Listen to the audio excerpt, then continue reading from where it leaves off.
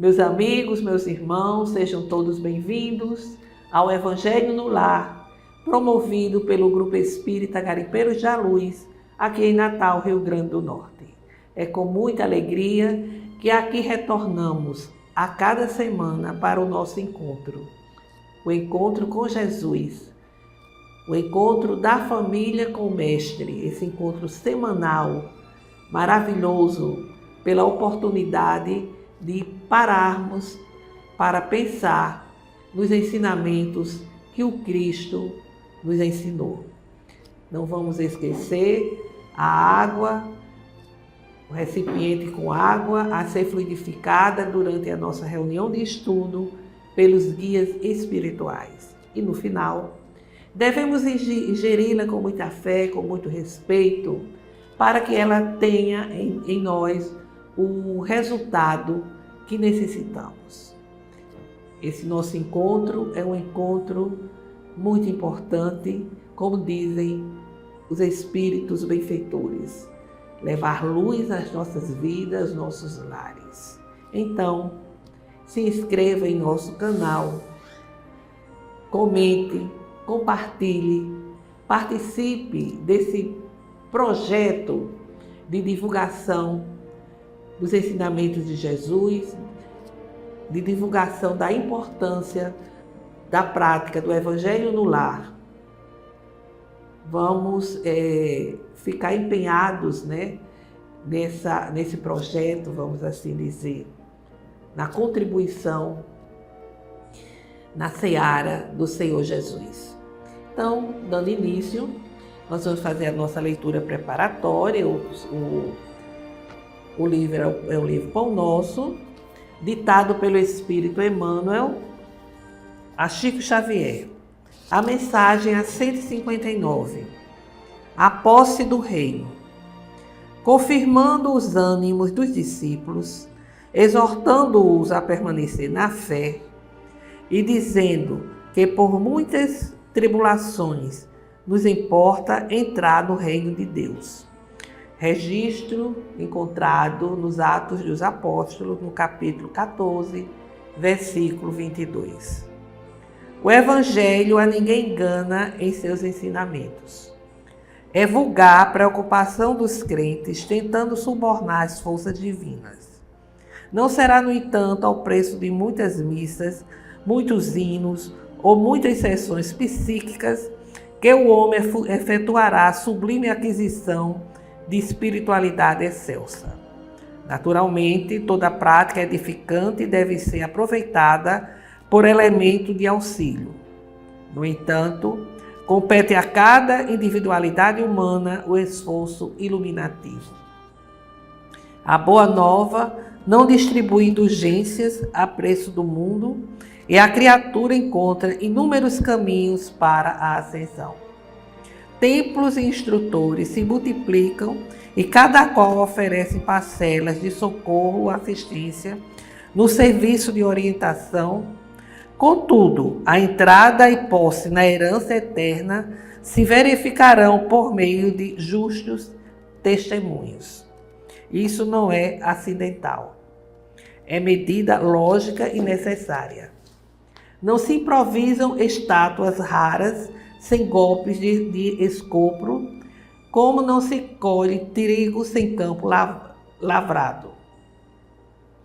Não poucos aprendizes costumam interpretar certas advertências do Evangelho por excesso de exortação ao sofrimento.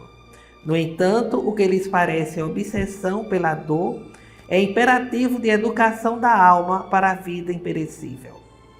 Homem algum encontrará o estuário infinito das energias divinas sem o concurso das tribulações da Terra. Personalidade sem luta na crosta planetária é alma estreita.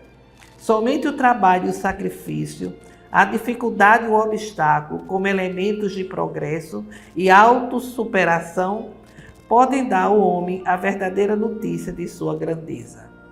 Ou seja, por mais fortalecedores que sejam os atos exteriores da religiosidade, Só o esforço permanente diante dos desafios que a vida nos apresenta é que vão nos fortalecer e nos engrandecer perante a divindade. Então, meus amigos, vamos fazer a nossa prece inicial, elevando os nossos corações, a nossa mente ao Altíssimo, entrando em conexão com as forças do bem do universo. Senhor Jesus, reunidos estamos para o nosso estudo, o estudo do vosso Evangelho, na tentativa de podermos compreender os vossos ensinamentos e nos fortalecer para praticá-los. Portanto, Divino Mestre, estende vossas mãos compassivas sobre nós, ajudando-nos a identificar os caminhos mais diretos que possam nos conduzir aos vossos propósitos. Fica conosco, Jesus, agora e sempre. Que assim seja.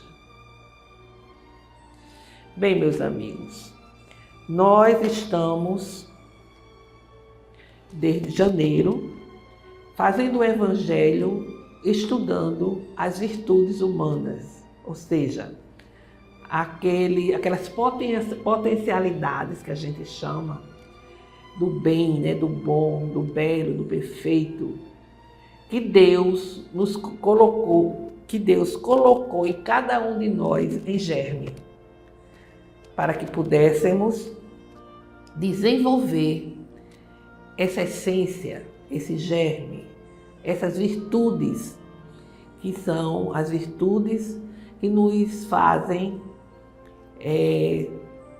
fortalecidos na fé em Cristo e que podem nos tornar uma pessoa de bem, como está no Evangelho, o homem de bem. Então, hoje, nós trouxemos uma virtude que se encontra no capítulo 9 do Evangelho segundo o Espiritismo, onde nós encontramos o seguinte título: Bem-aventurados aqueles que são brandos e pacíficos, porque possuirão a terra e serão chamados filhos de Deus. Então, nessa bem-aventurança, Jesus nos diz que para herdarmos a terra e sermos verdadeiramente chamados de filhos de Deus, nós precisamos ser brandos e pacíficos. E para que a gente possa ser brandos e pacíficos, a gente já passou por outras aquisições, como ser uma pessoa de coração puro, de ter pureza no coração, certo?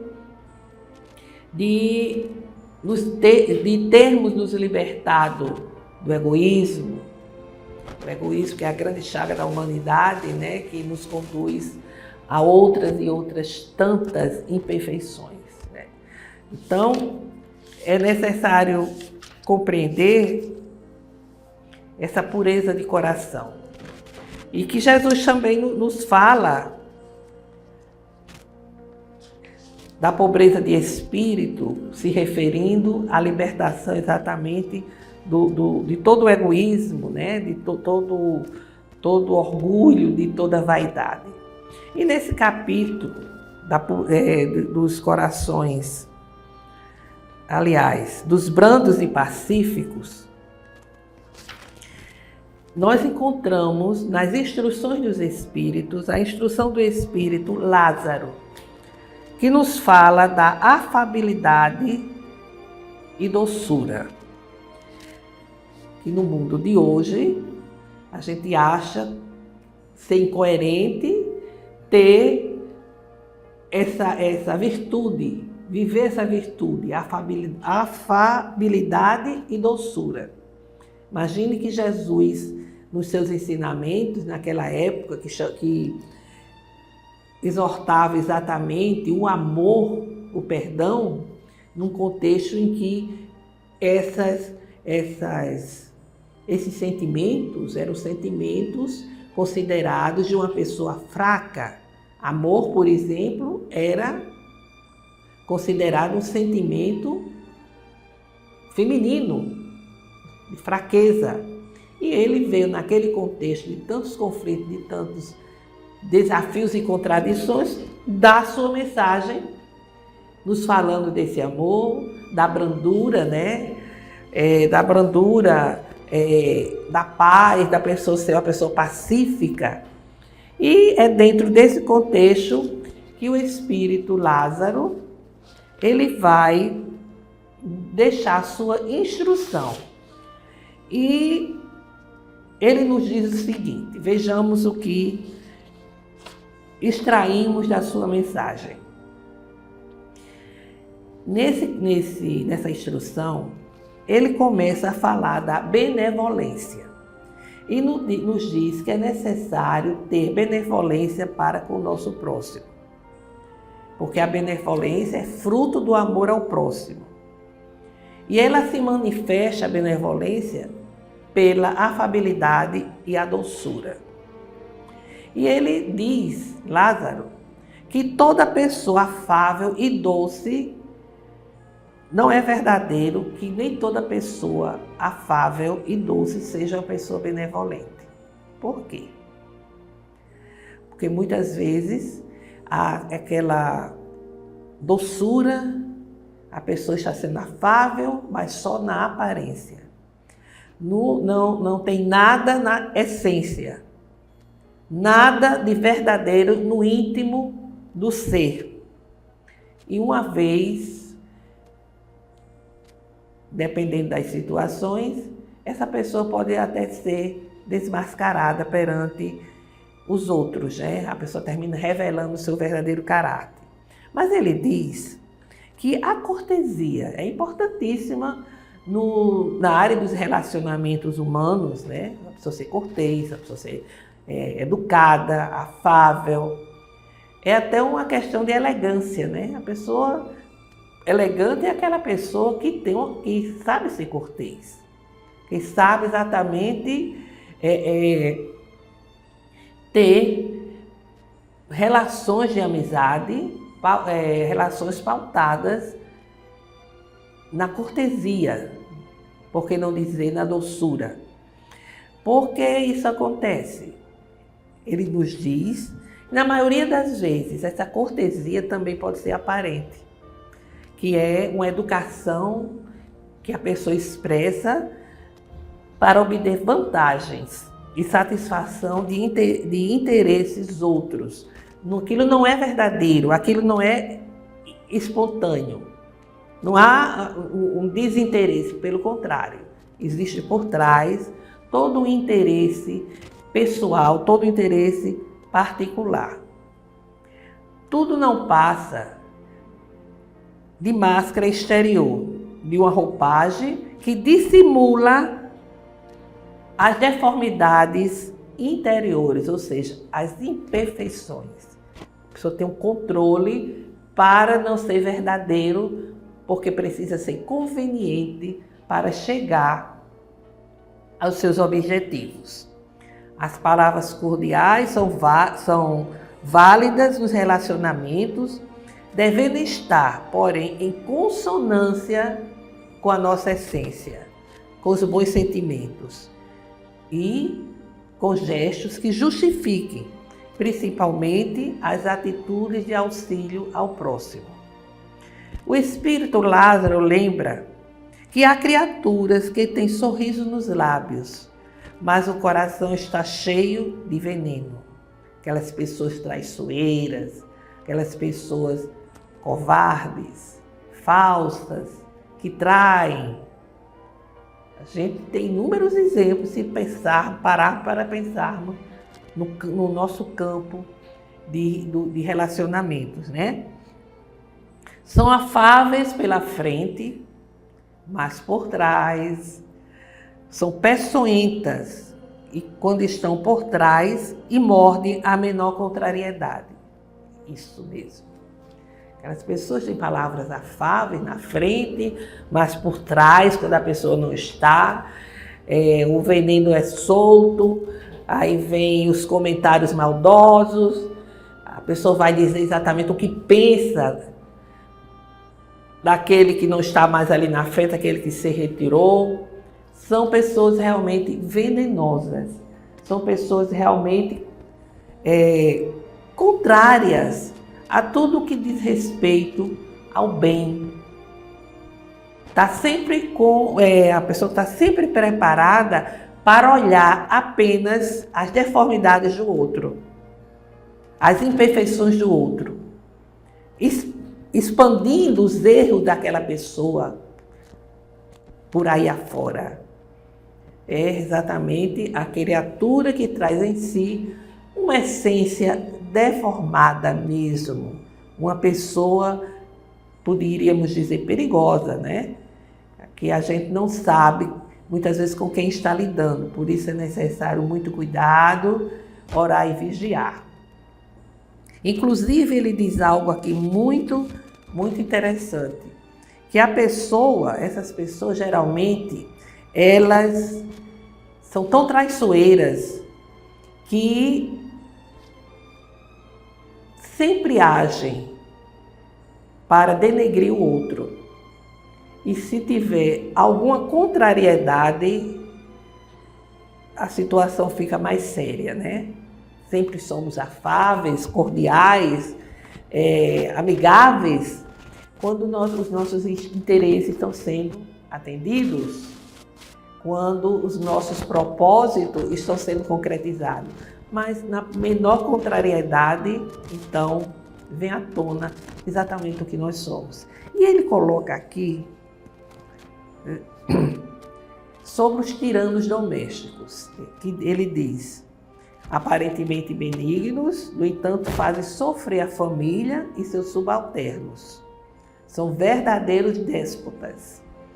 Como não se atreve a usar autoridade sobre os estranhos, que os recolocariam em seu lugar, querem ao menos ser temido por aqueles que não podem resistir-lhes e se alegram em dizer: aqui em casa eu mando e sou obedecido. Aí o Espírito diz: e poderiam acrescentar: e sou detestado. Quanta verdade, né? A gente sabe que isso acontece. Aqui ou ali a gente tem um caso que se enquadra perfeitamente nessa observação do Espírito Lázaro. Mas, no entanto, eles dizem: são pessoas que precisam da nossa compreensão, da nossa bondade, perdão e auxílio através do bom exemplo. São pessoas tão imperfeitas, pessoas tão doentes, né, espiritualmente, moralmente falando, que devem ser tratadas com a nossa bondade, com o nosso perdão e com o nosso exemplo. Lembro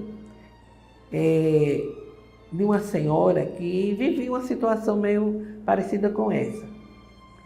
A filha dela estudava comigo e o Senhor era realmente um déspota. E ela, aquela mulher que aparentava, pelo menos demonstrava quando a gente ia lá estudar, uma pessoa bondosa, uma pessoa muito cristã, muito religiosa, né? Tinha como hábito, como rotina, boas leituras e prece. Depois de muito tempo, eu encontrei com essa colega de colégio. Aí perguntei pelos pais. Aí ela disse: papai já se foi. E você acredita, ela me dizendo, que perto de falecer, ele chegou para minha mãe, e ela disse que estava presente, e pediu perdão, e disse que tinha se convertido a Jesus através do exemplo dela, do exemplo da esposa, da paciência, da compreensão, da bondade, exatamente o exemplo. Que é muito difícil, a gente sabe. Quanto mais imperfeito nós somos, mais dificuldades nós temos de exemplificar. E essas pessoas não estão em nosso caminho por acaso. Estão exatamente para que nós possamos exercitar essas virtudes e exemplificar.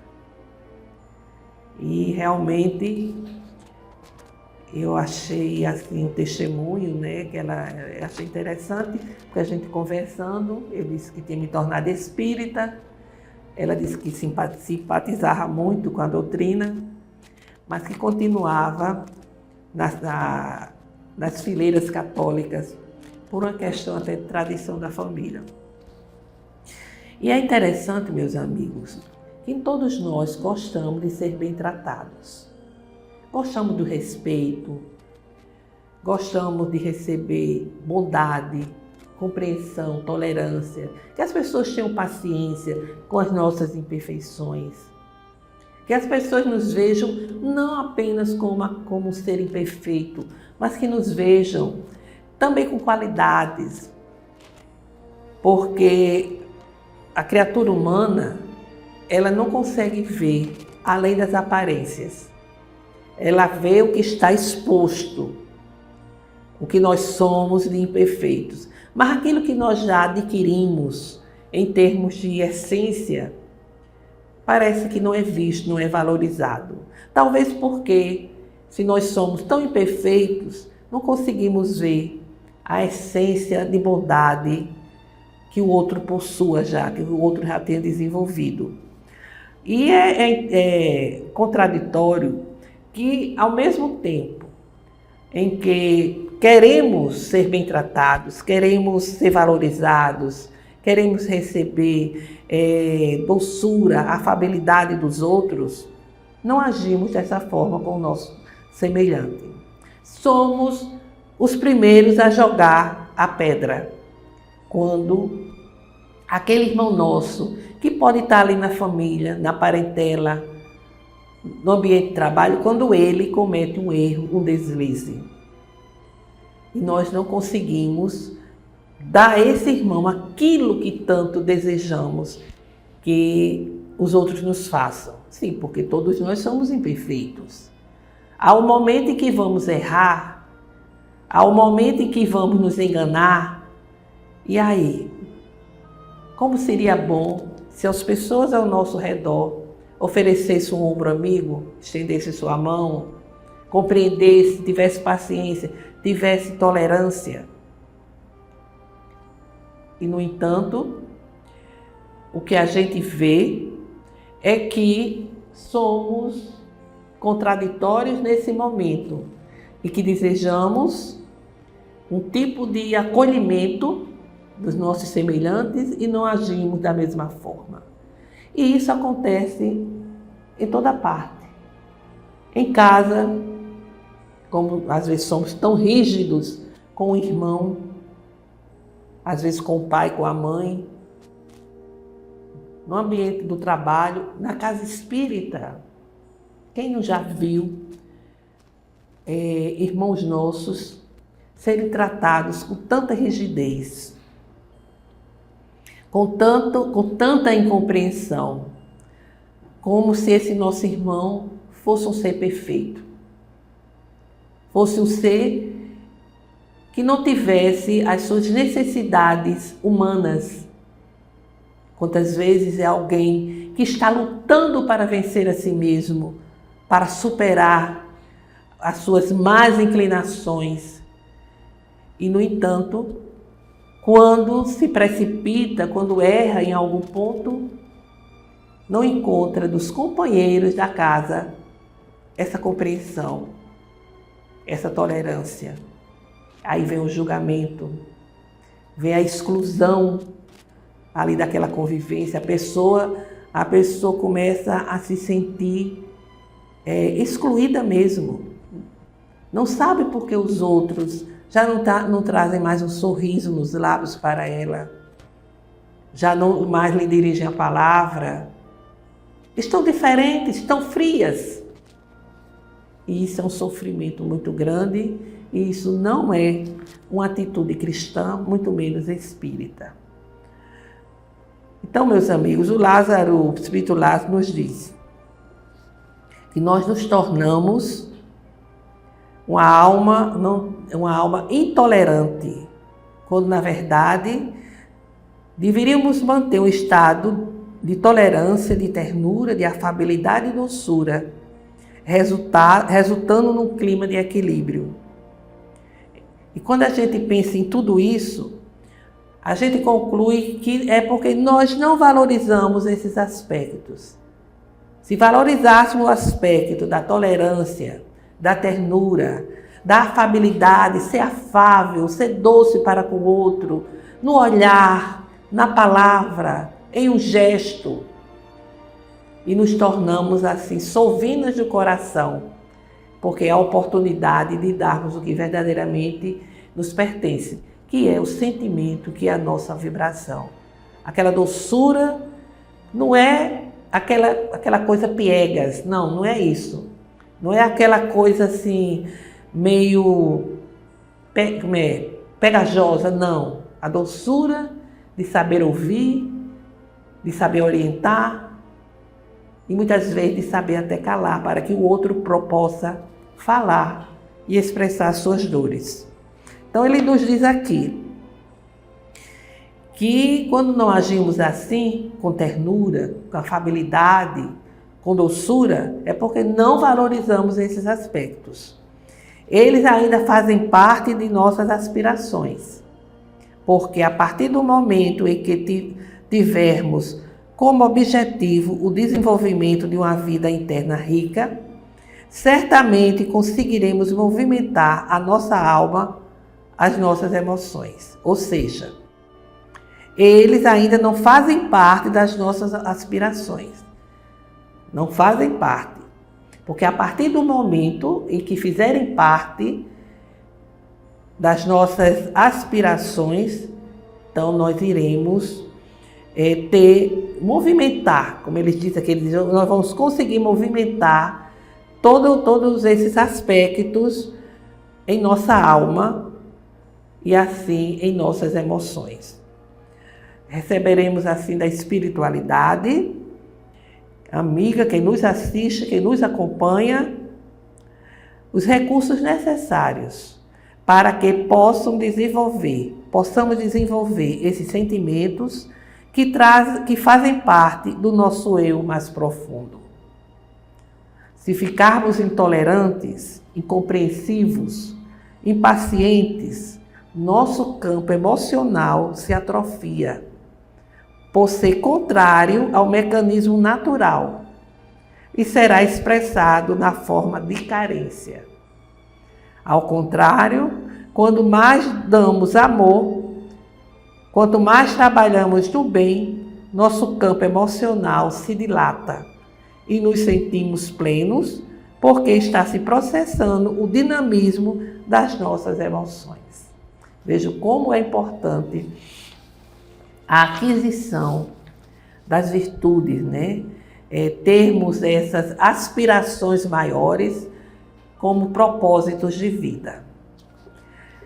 Então é isso que o Espírito Lázaro nos traz sobre essa virtude, afabilidade e doçura.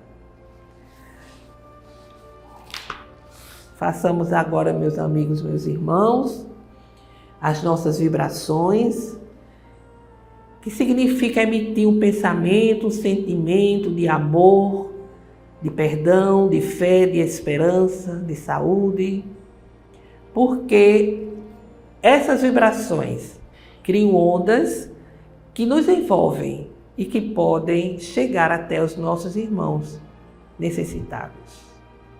Aproveitemos esse momento para agradecermos a Deus nosso Pai as bênçãos recebidas. Senhor Deus, nosso Pai Criador, aqui estamos humildemente a rogar pela paz entre as nações, pela solidariedade entre os povos, para que a justiça social se cumpra inclusive em nosso país, para que a ganância não gere mais dores e sofrimento junto às camadas, principalmente mais pobres da humanidade. Rogamos, Senhor Deus, pelo fortalecimento da doutrina espírita, para que ela permaneça em sintonia com a codificação e com o Evangelho do Cristo. Pela concórdia, pelo perdão daqueles que não sintonizam conosco. Rogamos por todos os enfermos que estão nos hospitais, nas clínicas, nos abrigos, pelas ruas, em seus lares, para que encontrem o lenitivo para suas dores e, se possível, a cura. Rogamos por todas as famílias, para que o Evangelho do Cristo chegue aos lares, levando harmonia aos corações. Façamos agora uma breve pausa, para que cada um apresente as suas rogativas.